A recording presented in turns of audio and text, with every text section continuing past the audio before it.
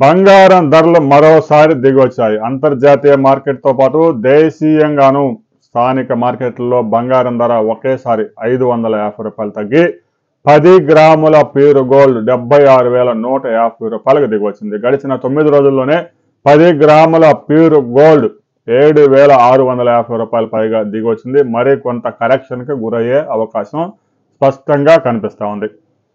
ఇక ornament gold అయితే 72,650 రూపాయలు నడుస్తూ ఉంది. వివిధ నగరాల్లో అక్కడ ఉండే ట్యాక్స్లను బట్టి ఒక 300 నుంచి 400 వేరియేషన్ ఉండే అవకాశం ఉంటుంది.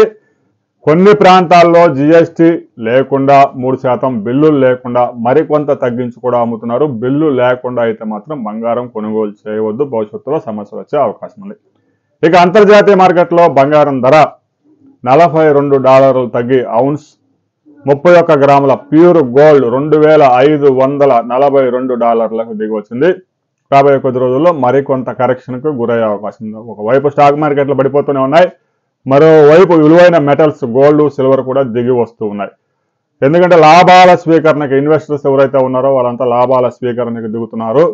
చాలా దేశాల్లో డిసెంబర్తో ఫైనాన్షియల్ ఇయర్ కూడా ముగుస్తుంది కాబట్టి లాభాల స్వీకరణ ఎక్కువైంది. రాబోయే కొద్ది రోజుల్లో స్టాక్ మార్కెట్స్ కానీ మెటల్స్ కానీ మరికొంత దిగజారి అక్కడ స్థిరపడే అవకాశం ఉంది. రాబోయే కొద్ది రోజుల్లో బంగారం వెండి ధరలు ఎటు పయనించబోతా ఉన్నాయి అనే దాని మీద మరో వీడియోలు తెలుసుకుందాం. వీడియోని లైక్ చేయండి, షేర్ చేయండి, సబ్స్క్రైబ్ చేసుకోండి.